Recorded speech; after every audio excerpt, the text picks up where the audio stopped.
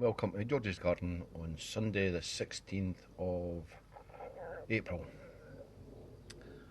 That's how it's looking. Weather's been quite sunny up to the day and it's been rain all day. Anyway, my onion sets there, I potted them on into bigger, give them more space between them, and this has got to be their final resting place, so I'll just leave them for there, see they'll get any bigger. Any spare room I had, I'm just putting them in. I never expected to be so successful with them. There's an onion sets there, they all need potted on, repotted. And there's the smaller ones, the weird ones. And they should be coming up. There's my daffodils.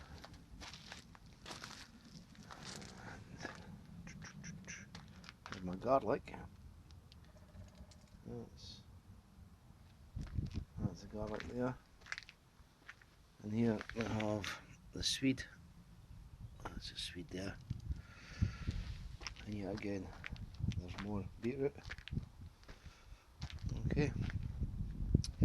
And then we have more onion sets that need to be potted on. They're starting to come up. Looking good. Look at this one. Yeah. Just fantastic. Anyway, they'll be needing potted on.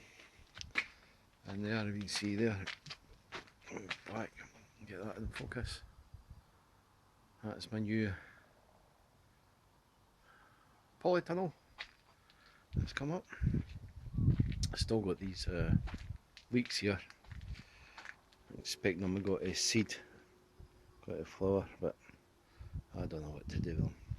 They're still there. And if you notice here, the new door. Now that was a skip find, and there you are, I replaced the old door with that there. And it's actually, because it's glass, I'll be able to put some, use it as a, as a wee greenhouse. Well, that's a plan. And then here is just a mess, well, an organised mess. I've got this perlite and vermiculite, and I'll be mixing it in with the potting mixes there. Aye, that's it. Anything else? There's the old door there that came off. That's it there. I'm going to actually use that to put on the polytunnel there. So you can see it's all polythene, and I'll just cut it up and make it wood because there's no sun comes to this end. So I don't see there's any point in having a polythene on it. That was just a quick fix so I could get into stuff in here quick. And then out in the polytunnel, as you can see, got all my potatoes, and they're all coming up there. That's the potatoes there. And they're coming up quite a bit. And they're doing really well. And that's my banana shallots there. They're in there. They still seem to be thin and no one to do nothing. That makes sense. But anyway, it's 40, 80, 100, about 130 there. And here I've decided to put my strawberries off the ground because last year they just got eaten by slugs, snails. They were just having a great time with them. But aye, that's what was happening last year. I seen a drip there. I'm just wondering if there's condensation in here. Interesting. It's watertight. I made it that watertight that we'll see. Watch this. Watch.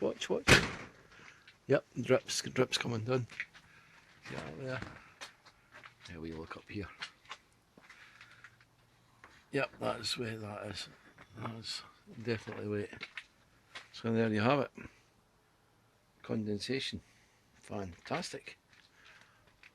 Oh, and there's some that's just dripping up there. That's good. Pleased with that. Anyway, and here we have it's my sheep poo mix for my tomatoes. The tomatoes, I'll show you them in a minute. First of all, we'll go around here, and this here, this was my bin. If you notice, actually, over there, I'm going to tie that up, make that into a seating area. That area there. So, and what I did find, I think they're elephant garlics here. Yeah, look at that. I was just cleaning out some pots, and I've got these here. I'm going to put them on, see if they come to anything. That's fantastic. I think they might be leeks, but this here, I think that's elephant garlic. So there we are. And anyway, as I was saying, in here, this is my mix that was full of water. I've got most of the water out. I'm going to use that mix for potting up. That will be really rich and really full. It'll be full of goodness, hopefully. Now, in the greenhouse. And we'll see the temperature there is, you can see that, it's just up at, even up at 15, maybe 13. Okay, and there's my carrots that are coming up, and also cabbage, and spring onions. And down here I've got chard and swede and beetroot. Yep, that's certainly come up there. And here we have watercress. Can you see that there, the watercress? And down here I've got the peas. That's the peas there. Oh, they've already went to flower, so I should be getting a few peas on them very shortly. Oh, actually, that's brilliant. That's there's my peas are flowering already. Up here in 12 degrees, Bonnie, Scotland, freezing. Fantastic! What a result. And up here, the leeks, they're coming on. Certainly coming on. That's them there. They're coming on. That's them there. And then here, now what did I have? I'm sure it was it's some kind of cucumber or something, but never happened anyway. And then here is this coriander, and the cumin in the back, that's not coming enough, nothing. And then there we have parsley there, and there's chilies. Okay, and here we have still have last year's peppers. I think we'll just empty that out. Anyway, here we have the parsnips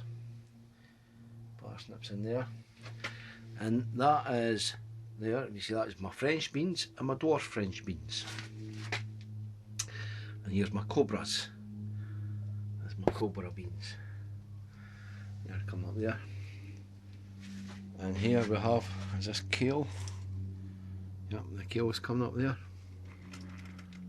It looks pretty awesome. I'll get that repotted on. But what I have noticed in my Ailsa Craigs and my giant onions, if you just look at the base of that, I mean, that is coming on. Look at that, it's really strong. Really firming up now. And look at them at the back. They are turning into some big onions, and that will be really great. I'm really pleased with that. Like, aye, they're coming on. You see that, how thick they are? For a long time they just lay there and done nothing. And they are in the hamster cage, which was another skip find. skip find. Everything skip finds with me. I find everything skips. Anyway, I've got the more onions, and look how thick they are becoming as well. That's fantastic. They're like, and that's a Stuttgart Rising. These ones are, and this is these ones are the Roja de Noir. Don't there it's there. Can you see that? That's what they are. And yet again, look how thick they're coming. Oh, there, and look at the bottoms of them. Oh, they're going to be great. And I just leave them, bring them up. I don't want to be too keen with them. Anyway, here we've got the carrots. Yet again,